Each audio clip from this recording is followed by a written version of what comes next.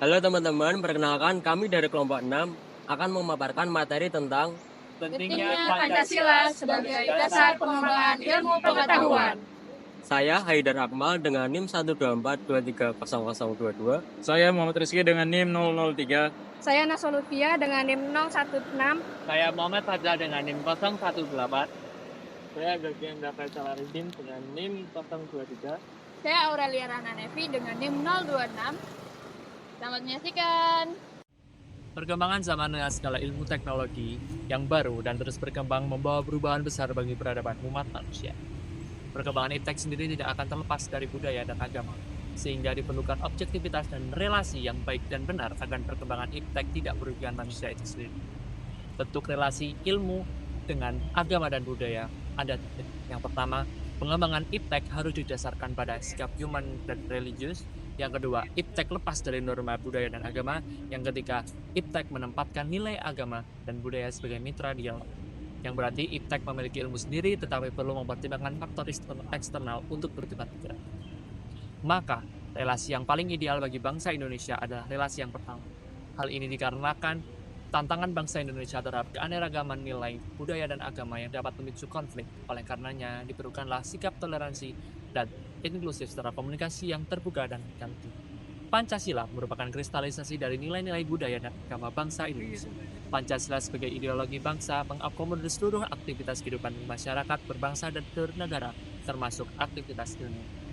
Rumusan Pancasila sebagai paradigma ilmu bagi aktivitas ilmiah di Indonesia merupakan suatu yang bersifat niscaya. Hal ini dikarenakan perkembangan ilmu tidak boleh terlepas dari ideologi bangsa, termasuk juga Pancasila, norma, agama, dan budaya-budaya yang ada. Masuk pada pembahasan bab 1, Pancasila sebagai dasar ilmu pengembangan. Dasar pengembangan ilmu. Ilmu berasal dari bahasa Arab alima ya'lam dan bahasa Latin scientia yang artinya tunung, tahu mengetahui. Berarti ilmu adalah pengetahuan tentang suatu bidang yang disusun secara sistematis. Poin pertama, konsep. Konsep ada 4. Pertama, iptek tidak bertentangan dengan Pancasila. Yang kedua, iptek harus menyertakan nilai-nilai Pancasila sebagai faktor internal. Yang ketiga, nilai-nilai Pancasila berperan sebagai rambu normatif bagi pengembangan iptek, yang artinya ada hal yang sebaiknya dan selayaknya dilakukan. Yang keempat yaitu, iptek harus berakar pada budaya dan ideologi bangsa Indonesia. Penjelasan poin kedua dari bab pertama akan dilanjutkan oleh teman saya, Aurel. Terima kasih Pak Zah. Selanjutnya saya akan menjelaskan poin yang kedua, yaitu urgensi Pancasila sebagai dasar pengembangan ilmu pengetahuan. Ada 3 alasan mengapa Pancasila sangat penting digunakan sebagai dasar pengembangan ilmu pengetahuan. Yang pertama adalah pluralitas nilai dalam kehidupan bangsa. Seiring dengan kemajuan iptek, terjadi juga perubahan terhadap nilai-nilai dalam masyarakat, sehingga Pancasila digunakan untuk menghindari dari arus pemikiran yang tidak sesuai dengan karakter bangsa. Yang kedua adalah dampak negatif terhadap lingkungan hidup. Kemajuan iptek dapat membawa dampak negatif terhadap lingkungan hidup kita, sehingga Pancasila digunakan untuk menuntut dalam pengembangan ilmu yang berkelanjutan. Yang ketiga adalah pengaruh globalisasi terhadap nilai-nilai khas bangsa. Globalisasi yang didominasi oleh negara-negara barat ini mengancam nilai-nilai khas bangsa Indonesia, sehingga Pancasila diperlukan untuk menyaring dan menangkal nilai-nilai buruk dari globalisasi tersebut. Selanjutnya kita masuk ke pembahasan yang kedua, yaitu alasan diperlukannya Pancasila sebagai dasar pengembangan ilmu pengetahuan. Alasan yang pertama adalah perlunya perhatian terhadap kerusakan lingkungan, karena kemajuan iptek yang terlepas dari nilai spiritualitas dan keadilan dapat membawa dampak buruk terhadap generasi-generasi berikutnya. Alasan yang kedua adalah untuk mengontrol dan mengendalikan kemajuan teknologi, karena kemajuan teknologi sangat berpengaruh terhadap cara berpikir dan bertindak masyarakat. Dan alasan yang ketiga adalah untuk melestarikan nilai-nilai kearifan lokal seperti gotong royong, kesederhanaan, dan solidaritas sosial. Oke, terima kasih kepada rekan saya yang telah memberikan materi sebelumnya. Di sini saya akan menjelaskan sumber-sumber Pancasila sebagai dasar pengembangan ilmu. Ada 3, yaitu sumber historis, sumber sosiologis, dan juga sumber politis. Sumber historis bisa ditelusuri dari pembukaan UUD 1945 dan juga lewat seminar di perguruan tinggi. Nah, di pembukaan UUD 1945 pada alinea keempat dapat kata mencerdaskan kehidupan bangsa yang mengacu pengembangan iptek lewat pendidikan. Amanat dalam pembukaan UUD 45 juga harus berdasar pada nilai-nilai Pancasila. Proses mencerdaskan kehidupan bangsa tanpa nilai-nilai spiritual, kemanusiaan, musyawarah, dan juga keadilan merupakan bentuk pencederaan terhadap amanat pembukaan UUD 45. Pada awal kemerdekaan, Pancasila sebagai dasar pengembangan ilmu belum banyak dibicarakan karena pada saat itu, para kaum intelektual bangsa sedang sibuk membangun negara Indonesia.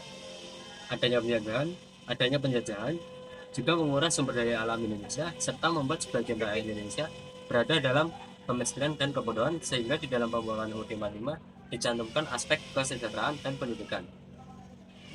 Lalu, sumber historis lainnya dapat ditelusuri lewat seminar di perguruan tinggi. Yang pertama, ada Profesor Noto Negoro, anggota Senat UGM, pernah memberikan gagasan Pancasila sebagai dasar nilai pengembangan ilmu, dan Pancasila digunakan sebagai pegangan dan pedoman dalam upaya ilmu pengetahuan. Kedua, Profesor Dr. Muladi menyatakan bahwa posisi Pancasila sebagai nilai yang menggabungkan semua potensi manusia melalui nilai dan budaya yang bertentangan. Ketiga, Profesor Dr. M. Sastra Prateja menegaskan dalam artikelnya ada dua peran Pancasila dalam pengembangan iptek, yaitu satu, Pancasila merupakan landasan dari kebijakan pengembangan ilmu pengetahuan. Dua, Pancasila sebagai landasan dari etika ilmu pengetahuan dan teknologi, serta Pancasila sebagai landasan pengembangan ilmu pengetahuan. Terima kasih. Baiklah, terima kasih kepada rekan saya sebelumnya telah menjelaskan masalah historis. Sekarang saya akan melanjutkan tentang sosiologis dan politis.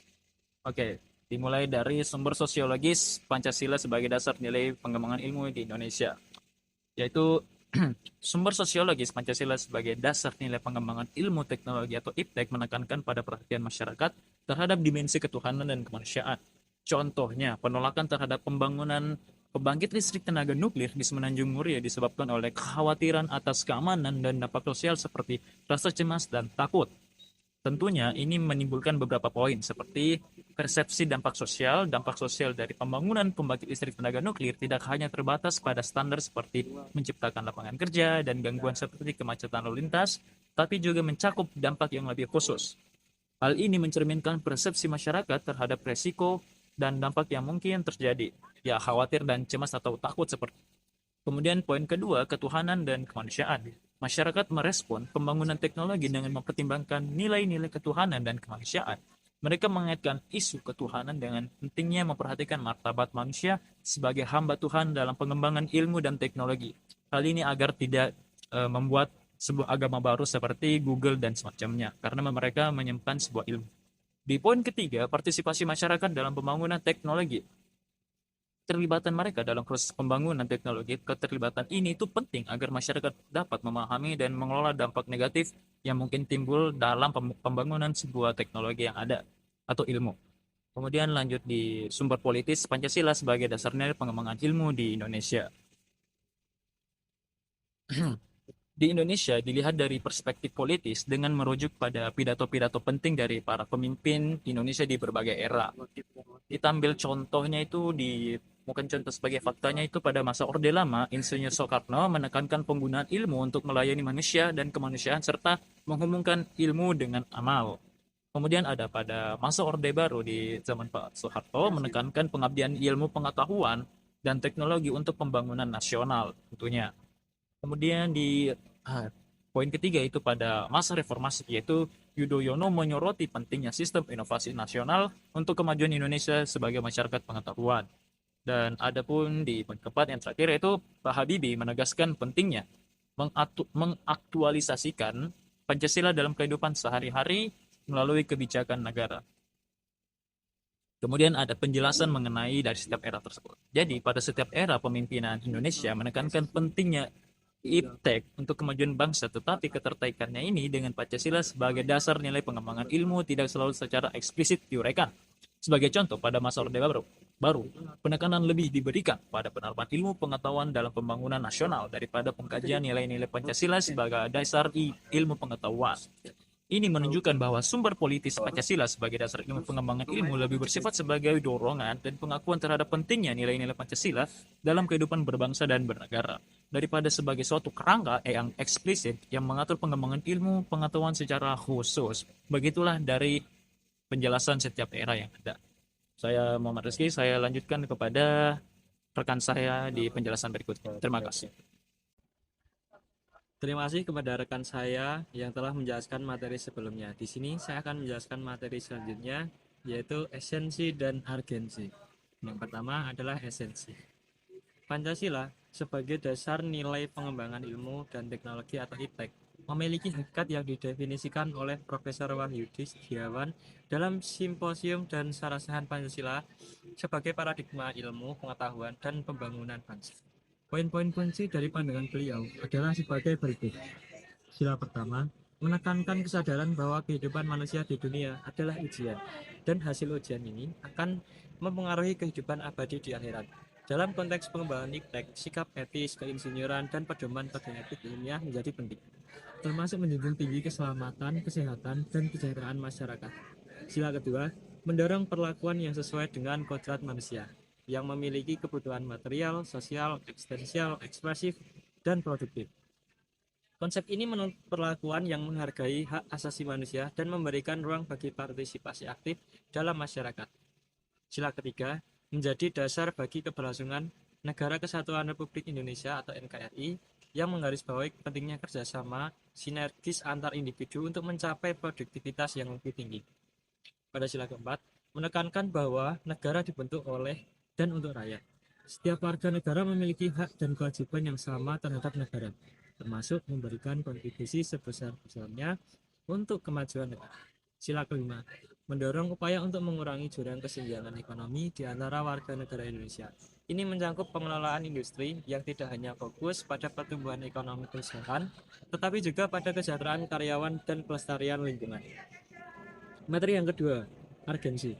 Pancasila menjadi penting sebagai dasar nilai pengembangan ilmu karena yang pertama, keterkaitan dengan budaya bangsa. Menyadari bahwa pengembangan ilmu dan teknologi di Indonesia harus berakar pada nilai-nilai budaya lokal untuk memperkaya keberagaman pemikiran global. Yang kedua, pembentukan prodi berbasis nilai. Mengubah orientasi pengembangan ilmu pengetahuan dari berorientasi pada pasar menjadi berbasis nilai-nilai Pancasila, sehingga prodi yang dibuka di perguruan tinggi lebih sejalan dengan kebutuhan masyarakat dan bangsa. Yang ketiga, inklusi masyarakat dalam pengembangan IPTEK. Memastikan bahwa pengembangan ilmu pengetahuan dan teknologi melibatkan seluruh lapisan masyarakat, bukan hanya kelompok elit, sehingga dapat memberikan manfaat yang lebih merata dan berkelanjutan bagi bangsa. Terima kasih. Materi cukup sekian. Terima kasih. Materi ini telah selesai. Itulah pemaparan materi tentang pentingnya Pancasila sebagai dasar pengembangan ilmu pengetahuan. Sekian dari kelompok kami. Terima kasih.